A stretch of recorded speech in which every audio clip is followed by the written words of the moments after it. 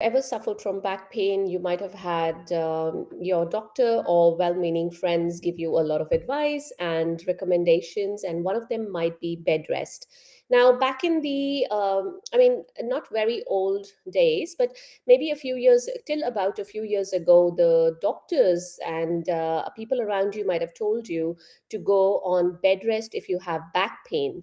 It was believed that back pain gets relieved with with bed rest.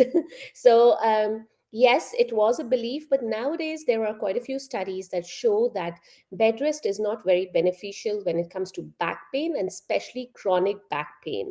So, in this video, we're going to look at the role of bed rest in relief of back pain. And if you not bed rest, then what else can you do to relieve your back pain? Now, before we get into the topic for today, for those of you who don't know me, my name is Swati. I'm an executive mom power coach.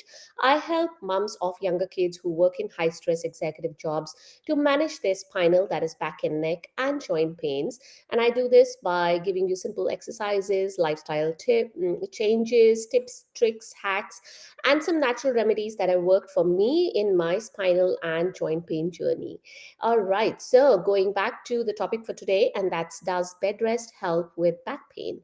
So, as I was saying earlier, bed rest used to be recommended by your doctors and others around you, other healthcare professionals around you, for relief of back pain. However, now bed rest is specifically recommended to people who have very acute back pain, and of course if you have fractures and other issues where you were not supposed to move around, or if you have an acute disc injury where movement, of course, will aggravate your pain, or if you have a nerve pain that gets aggravated, like an acute pain that gets aggravated with sitting, standing, bending, etc., anything apart from lying down, then the doctors will tell you to go on bed rest.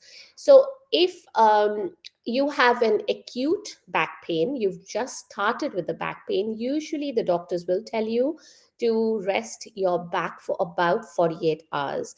But what about after those 48 hours, right? So if you go on to bed rest for more than that acute or subacute phase, that's more than that 48 to 72 hours, stiffness can actually set in. So it can be detrimental to actually go on to a complete bed rest than to move around. Now, having said that, everybody is different. So my back pain might be different from your back pain, and my episodes of back pain may be different from each other. So it's the same back, same body, but the episodes may vary in symptoms and how they respond to treatment or bed rest.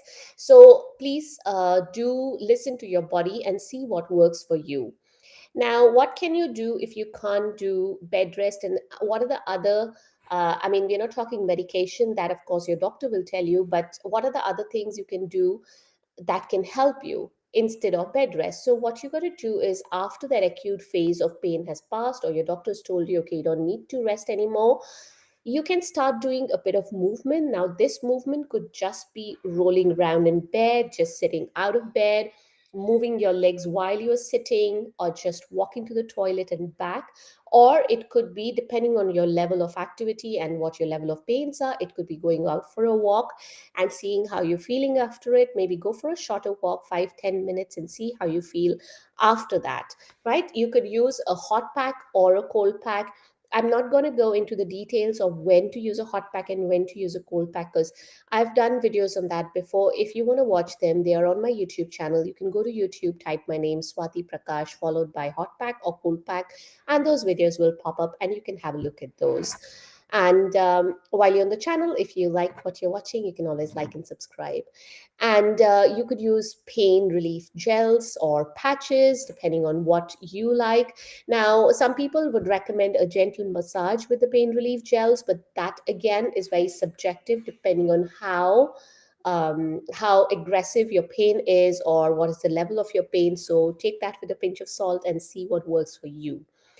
Another thing to consider, but this is in the long term, is your posture. Now you might think it's a dead horse. Everybody's been talking about it. We've talked about it till the earth's end, but posture is very important, and it is something you want to look at in the long run. Maybe not with your acute injury, when it comes to lower back pain. Again, I've done quite a few videos on this, on sleeping, sitting, standing posture. You can have a look at those on my YouTube channel. So these are a couple of things you can do if you have back pain. And of course, rest it out in the acute phase in the first 2 to 3 days.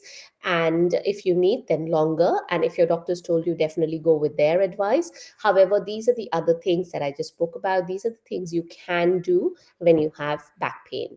Alrighty, I hope you found that useful. Now, if you're looking for more strategies on how to manage your back pain, I have done a free training in my community. It's a free community. I will leave a link in the description of this video. And there we talk about why and how you get back pain. What are the things you can do? We also talk about posture. There is a full training on posture. There are a couple of trainings that might help you. There are trainings on ankle injuries, um, tennis elbow, neck pain, back pain, core muscle strengthening, etc. There are quite a few trainings in there that people find useful. You can join the free community. If you're watching me on Instagram, the link for my community is in my bio. So, yeah, if you have any questions, any comments on this video, please do drop them into the comments and I will address them for you. Alrighty, I hope you found that useful, and I'll see you guys next